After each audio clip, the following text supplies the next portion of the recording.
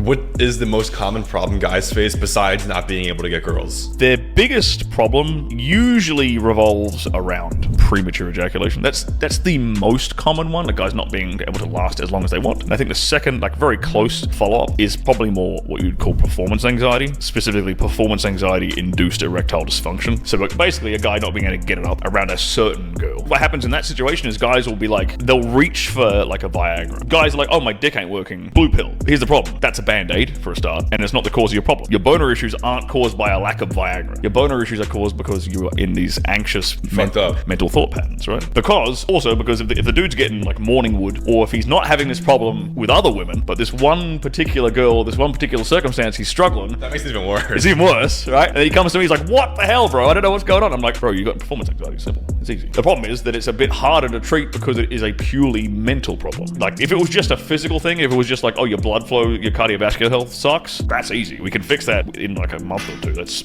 super easy. Eat better, do some sprints, get the right nutrition in your body. Not only will you fix your boner problems, but you'll stop yourself from getting a heart attack in like 20 years, which is great. But with the performance anxiety stuff, we've got to like kind of break down like, okay, well, why are you getting anxiety? Let's start really simple. What's the trigger? Is it a situation? Is it a phrase? Is it a sex act? Is it a person? What's triggering the heart rate to like start jumping up? Spike that cortisol. Yeah. And what's your brain to start going down those like negative thought patterns? So you got to identify that trigger first. Then we've got to find a way to like break the pattern. Then we've got to find a way to replace the pattern. There's a few steps involved in it. Do you think that most guys are having these mental problems because they're lacking high testosterone levels? That is a big contributing factor, and in fact, it's not specifically testosterone, it's DHT. So DHT, dihydroxytestosterone, is actually 10 times more androgenic than testosterone itself, and it is what actually causes men to have that kind of cool, calm confidence. Yeah. Like, the ability to tolerate stress is directly correlated to your DHT levels. Guys often conflate like high testosterone with all these really positive attributes, and that's not necessarily true. Most of these positive attributes guys think are caused by testosterone are actually caused by DHT. So if you can manipulate your biochemistry a little bit to get better DHT levels, you will typically find your stress tolerance is way better and your anxiety and nervousness goes right down. Would you, this is going to be controversial,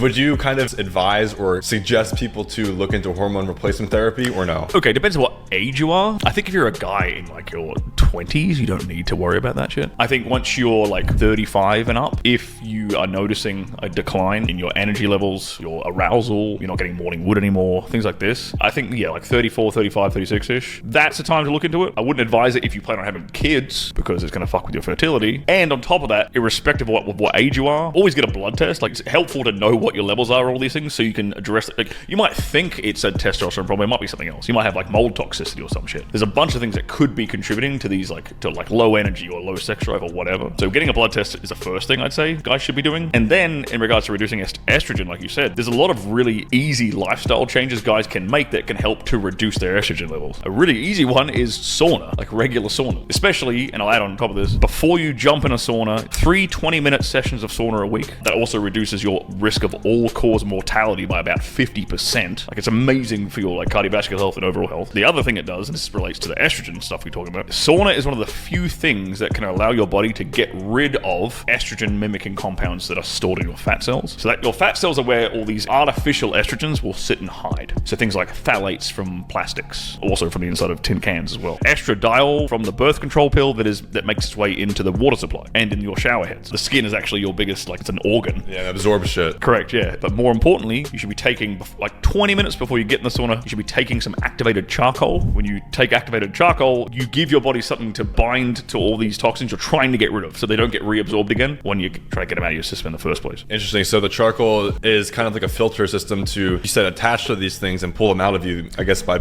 sweating and pissing? It's like an internal, well, it's going to be inside of you. As your body's in a sauna, you're going to sweat some stuff out and other stuff's going to try and like leak out into like the internal systems you have. And the activated charcoal is going to be able to bind to those things and you basically eventually excrete those out of your body. Okay. Yeah. Interesting. I didn't know that. Yeah.